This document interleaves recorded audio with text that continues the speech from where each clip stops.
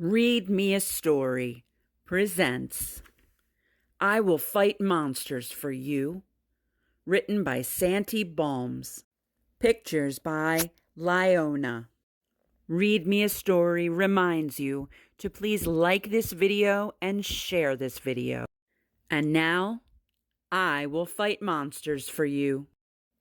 It was pouring rain outside, and Martina was scared. The night had come. When the moon appeared, Martina knew she would be sent to bed. Her parents would go to sleep in their room. Even the television would go quiet and start to snore.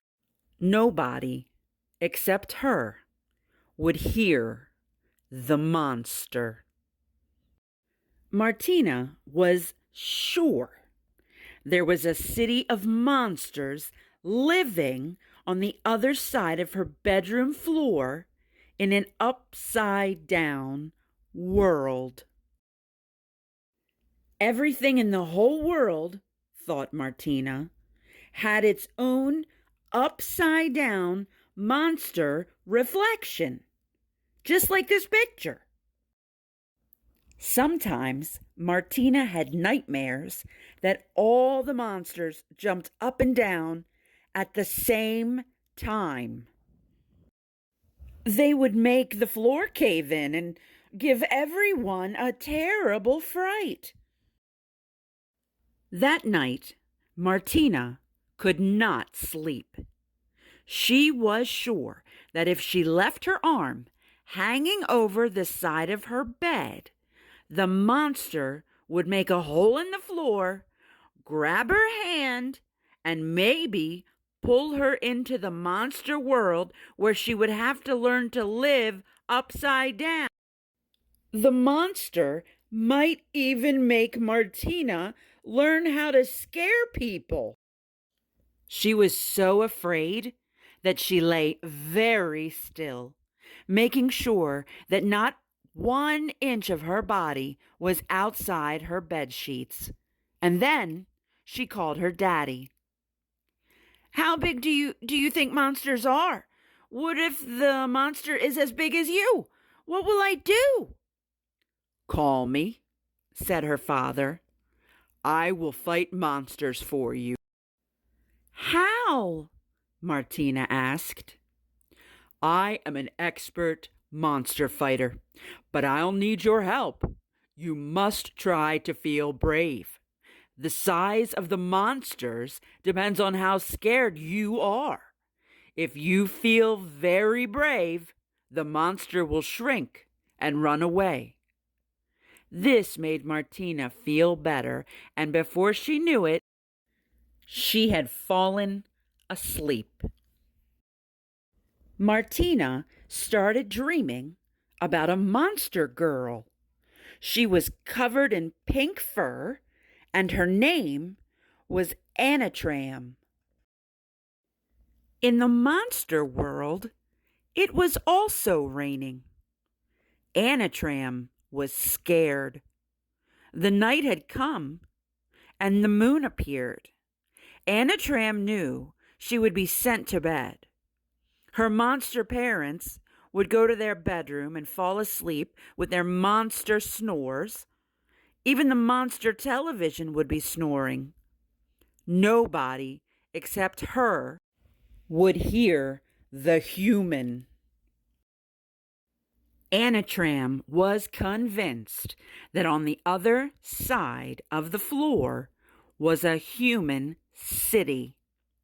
Everything in her world had its own upside-down reflection. The pink roads, the hairy houses, and even the blue trees. There were exactly as many humans as there were monsters. So if there was to be a war, the fight would be quite equal, even though the monsters had strawberry shooters and giant pencils to defend themselves. Anatram imagined that under her bed a human girl lived. They were the same age and were even born on the same day. Anatram had heard the girl jumping on her bed. This human girl was very noisy. But what if all the humans started jumping at the same time? They might make the floor cave in. That night, Anatram couldn't sleep. She was sure that the human girl would make a hole in the floor, grab her arm, and maybe pull her through to the human world. She would have to learn how to live upside down. The girl might even make Anatram learn how to scare monsters. She was so afraid that she lay very still, making sure that not 1 inch of her body was outside her bed sheets, and then she called her daddy. "I can hear that noisy girl jumping on the bed. What if she's as big as you? What will I do?" Anatram asked. "Call me," answered her father. "I will fight fears for you. Did you know that fear is elastic, like bubble gum? As you grow braver, fear shrinks smaller and smaller until it disappears." This made Anatram feel better, and before she knew it, she had fallen asleep.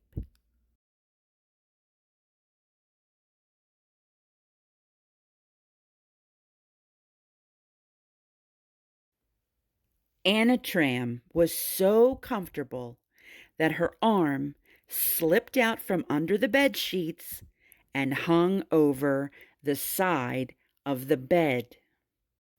At the exact same moment, Martina's arm fell from under her bed sheets towards the floor. Nobody knows how it happened, but just then an enormous hole appeared in the floor. It's just one of those magical things that happen when we dream. The tips of Martina's fingers dangled into the hole and reached into the other world, the world she was so afraid of, the monster world. The same happened to the little monster. Both hands touched. Martina's hand felt warm, and Anatram's was soft and fuzzy. They both realized that they had been scared of each other because they had never met. They knew they would not need their daddies to fight for them because there was nothing to be afraid of. From then on, they never worried about what was under the bed at night. Good night. The end. That concludes this story titled "I Will Fight Monsters for You," written by Santi Balmes and pictures by Lyona. If you are interested in this story, please check out your local library and ask for "I Will Fight Monsters for You." Remember to like and share this video, subscribe to our channel, and thank you for listening.